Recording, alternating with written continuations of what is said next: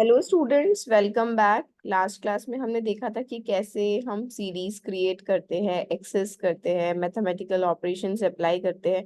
आज की क्लास में हम देखेंगे कि एक न्यू टॉपिक, वो है डेटा फ्रेम। कैसे डेटा फ्रेम क्रिएट करते हैं, आज की क्लास में हम वो देखेंगे। So let me share my screen. तो पहले हम जानते हैं डेटा फ्रेम की नीड डेफिनेशन से। तो डेटा फ्रेम क्या है? Two dimensional. हमने आगे की क्लास में पढ़ा था database two dimensional data structure है। उसके बाद डेटाबेस क्या कंसिस्ट करता है? रोज एंड कॉलम्स। अब कुछ कुछ डेटास होते हैं जिसमें आपको एक कॉलम से काम आपका नहीं होगा। जैसे आप बोल सकते हो, एग्जांपल ले सकते हो, जैसे रिपोर्ट कार्ड आपका, या फिर आपकी स्टूडेंट अटेंडेंस रजिस्टर, जहाँ पे मल्टीपल्स कॉलम होते हैं। ठीक है, पर डे वाइज अटेंडेंस ली जाती है। ठीक है, तो सेम हमें डेटा फ्रेम की तब रिक्वायरमेंट होती है जब हमें इस टाइप के डेटास बनाने होते हैं। ठीक है, तो यहाँ पे एक एग्जांपल दिया है डेटा फ्रेम का। ये एनसीईआरटी की बुक है। Again I am saying this. ये डेटा फ्रेम में अभी तक हमने पढ़ा था कि सीरीज में क्या होती थी? रो इंडेक्स होती थी, 0 1 2।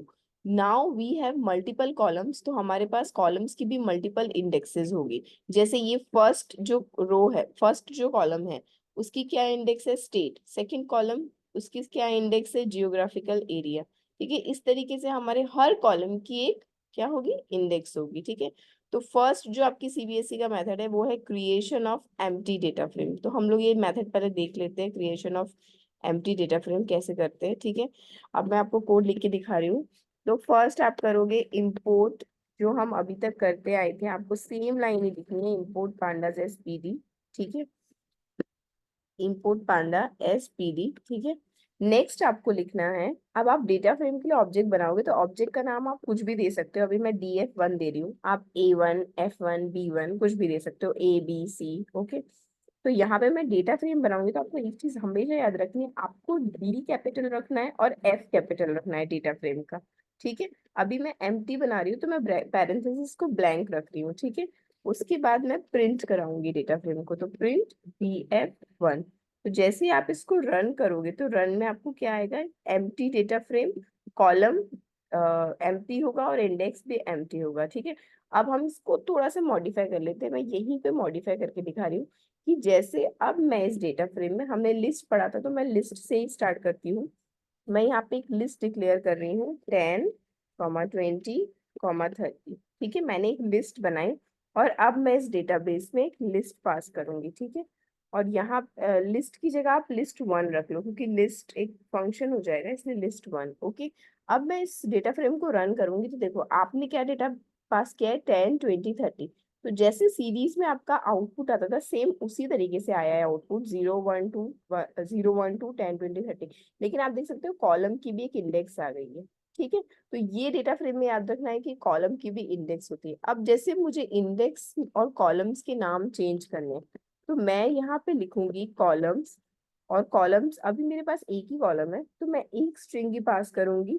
आप चाहो तो आप लिस्ट में भी पास कर सकते हो, चाहे ऐसे ब्लैंक पास कर दो, लेकिन ट्राई करना कि वैल्यूज को हमेशा लिस्ट पे पास करो, क्योंकि उससे आपकी क्या होगा? एरर कम आएगा। ठीक है, अब मैं जैसे इंडेक्स दे रही हूँ, इंडेक्स में मैंने दे दिया XYZ। ओके, तो हम स्ट्रिंग दे रहे हैं इसीलिए हम कोटेशन में लिखेंगे XY और नेक्स्ट है Z।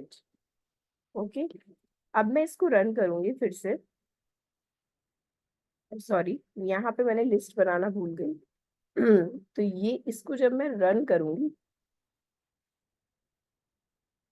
तो आप देख सकते हो आपका यहाँ पे क्या आ गया? XYZ, ये हो गया आपके इंडेक्सेस। और यहाँ पे कॉलम इंडेक्सेस क्या हो गया? A। ठीक है, इस तरीके से आप एक डेटा फ्रेम बना सकते हो।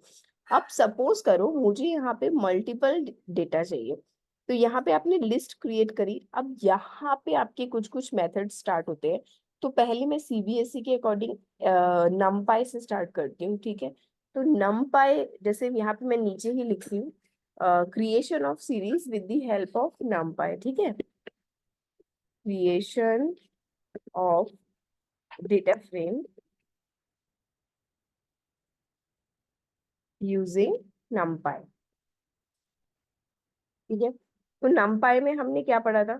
numpy में हमने पढ़ा था कि हम एक एरे क्रिएट करते हैं। ठीक है, तो यहाँ पे मैं एक array1 नाम का एक ऑब्जेक्ट क्रिएट करूंगी जिसमें मैं अपनी लिस्ट पास करूंगी। ठीक है, तो क्या है मेरी लिस्ट?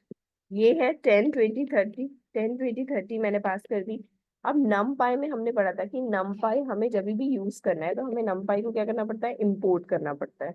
यहाँ पे मैंने numpy लिखा एस एन पी, ठीक है, ये मैंने numpy ले लिया। अब मैं इसी ऑब्जेक्ट से क्या बनाऊंगी, डेटा फ्रेम बनाऊंगी। तो मैं लिखूंगी df2 क्योंकि मैं सेकंड बना रही हूँ, ठीक है, pd dot, again data frame का D capital F capital, okay, और यहाँ पे मैं पास करूंगी किसको, एरे वन को, ठीक है। एरे वन को मैंने पास कर दिया। अभी मैं कॉलम इंडेक्स रो इंडेक्स नहीं दे रही हूँ और मैं प्रिंट कर दे रही हूँ, प्रिंट। अब प्रिंट में मैं लिख दे रही हूँ df2। अब मैं इसको रन कर रही हूँ तो ये आपका numpy से बनेगा। तो ये जो सेकंड आपने बनाई है with the help of numpy। अब डेटा फ्रेम में कभी भी आउटपुट में डी टाइप आपका नहीं आएगा, ठीक है, आप देख सकते हो, सिर्फ डेटा फ्रेम क्रिएटेड आएगा, ठीक है।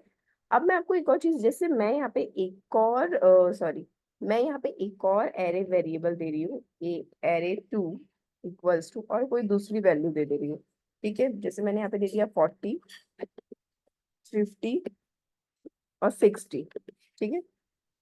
अब यहाँ पे जब मुझे दूसरी वैल्यू देनी है तो आप हमेशा याद रखना यहाँ पे मुझे लिस्ट बनाना पड़ेगा, ठीक है। क्यों, क्योंकि मल्टीपल वैल्यू है तो लिस्ट बनाना ही होगा, ठीक है।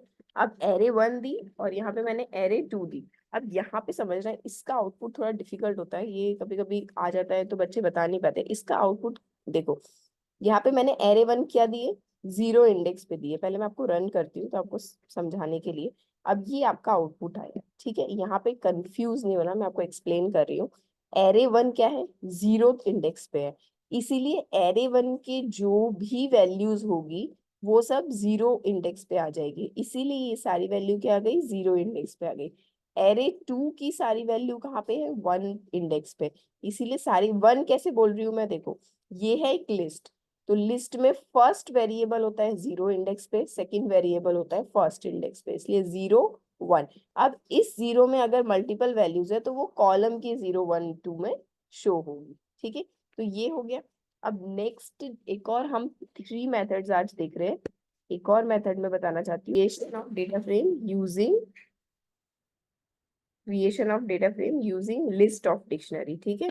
तो हम अभी पढ़ते हैं लिस्ट ऑफ, यहाँ पे हम वेट अ मिनट,